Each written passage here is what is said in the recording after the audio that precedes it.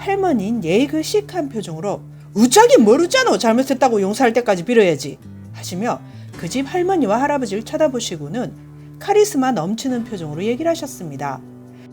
할배는 땅 팔 도구랑 제사 쓸 때 쓰는 깨끗한 흰 종이 큰 거 준비하고, 할머니는 지금 당장 차 타고 시내 가가 제수로 쓸 술이랑 고기 사가 오소.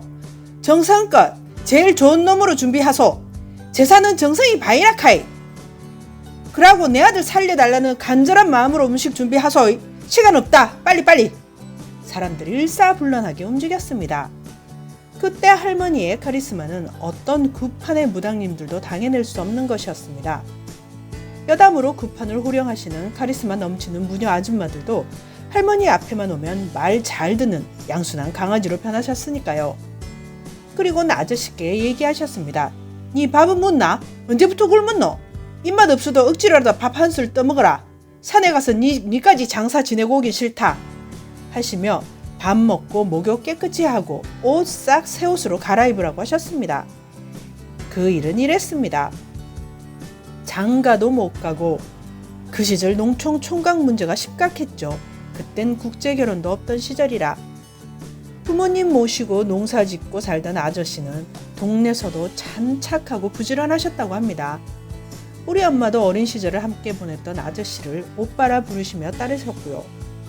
아저씨네 밭이 여러 군데 있었는데 농부들의 땅 욕심은 정말 한이 없지요. 산 바로 밑에 있던 밭을 일구시던 아저씨는 밭을 좀 늘리실 생각으로 바로 붙어있던 산을 조금씩 개간을 하셨다고 합니다. 그러던 한 날 땅을 파시는데 곡괭이가 푹 들어가더라고 합니다.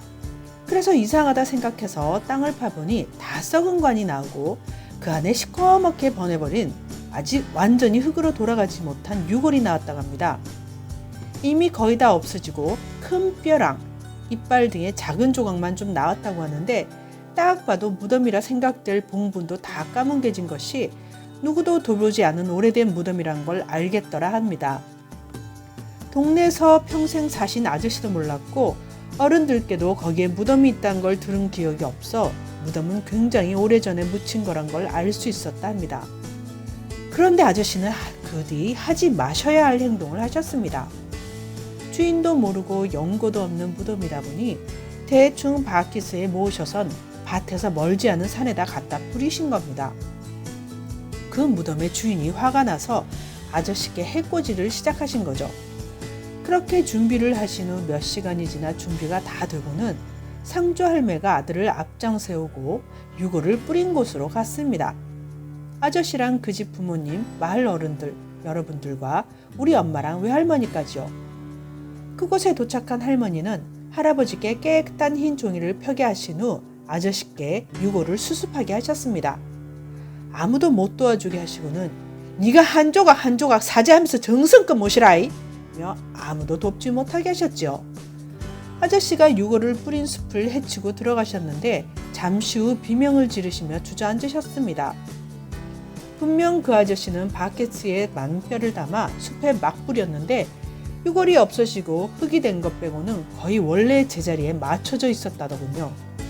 정 그땐 그 장면은 엄마가 못 보게 해서 못 봤는데 나중에 어른들이 하시는 말씀 듣고 알았죠.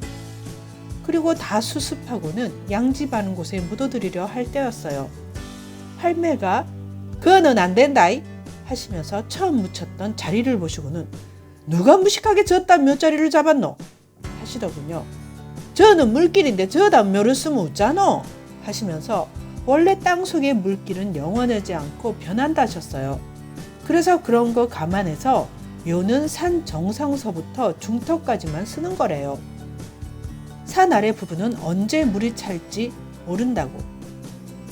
묘에 물이 차면 시신이 썩지도 못하고 뼈도 시커멓게 변하는 긴데 그러면 혼이 얼마나 화가 나겠노? 그런데다 쓰레기 취급받고 아무데나 뿌려졌으니 그 원망이 다 니한테 간 기지 하셨어요. 아저씨는 수습한 유골을 정성껏 들고는 산으로 올라가셨고 상조 할매가 지정한 자리에 고이 모시고는 준비해온 제수로 제상을 차리고는 정성껏 제사를 드렸습니다. 그 집 할매랑 할배도 같이 앉아 우리 아가 뭘 모르고 그랬니다. 제발 노여인 푸시소 하고 간절히 부셨어요. 한참 후에 할매가 인자 됐다 할 때까지요.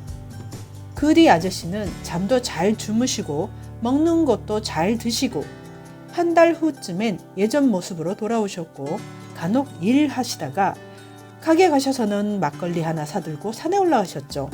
그분께 드리러 가셨나 봅니다. 그리고 명절 때 등엔 이름도 모르는 그분의 무덤에 성묘도 하셨어요. 그 집 할매는 그 뒤로는 완전히 상주 할매의 팬이 되시어 상주 할매가 파츠로 매주를 쓴다고 해도 믿을 기세였답니다. 할매랑 손잡고 어디라도 가려고 그 집 앞을 지나가면 어찌 아시고는 귀신처럼 뛰어나오시오. 행님 어디 가시는겨? 상주 할매가 두어살 위셨어요. 시원한 음료수 한 잔 자시고 가이소 하고 잡아 끄셨습니다. 아저씨의 정성이 그분께 통했는지 그 1년쯤 후 경사도 생겼답니다. 아저씨가 상주 도해지 여자랑 결혼을 하셨죠. 나이 차이도 제법 많이 나고 시골로 시집 올 분이 아닌 것 같았는데 이상하게 두 분이 인연이 되셨어요. 아저씨랑 그 집 어른들은 기뻐하시며 그분이 도와주셨나 보다며 좋아하셨고 아저씨 장가 가던 날 우리 마을은 무려 3일 동안 잔치를 했답니다. 그 집서 기르던 수십 마리 닭을 때려잡고 시내 정육점에서 돼지 몇 마리랑 소도 한 마리분 배달받으셔선 정말 거하게 잔치를 했죠. 그 잔치의 VIP는 상주 할매셨고 저도 덩달아 VIP. 다음번엔 여름이고 하니 물놀이 조심하시라는 의미로 물귀신 얘기 하나 할게요. 제가 물에서 노는 걸 정말 좋아하는데 할매가 질색을 하셨습니다. 저랑 물이랑 아주 상극이랍니다. 할매 죽고 나서도 이 다음에 죽는 날까지 절대 바다나 강이나 계곡 등의 큰 물에 가면 안 된다. 귀에 못이 박히도록 얘기하셨죠. 제가 오래전에 할머니 살아계실 때 그리 저랑 안 맞으면 물이 무서워야 하는데 난 물이 너무 좋다고 말씀드린 적이 있었습니다. 그때 할머니 말씀이 지금도 박혀 있어요. 애들로 말씀하셨지만 생각해보면 요점은 그게 물귀신 될 팔자란 겁니다. 실제로 어린 시절 물에 빠져 죽을 뻔한 적이 여러 번 있었습니다. 3번인데 결론은 할머니 때문에 살았습니다. 그리고 전 좀 특이한 트라우마가 하나 있습니다. 물과 관련 있지요. 지금도 여름 휴가는 무조건 안전한 워터파크에 갑니다. 아무리 사랑하는 사람이 바다나 강으로 바캉스 가자 해도 아마 전 그럴 거면 우리 헤어져 라고 할 겁니다.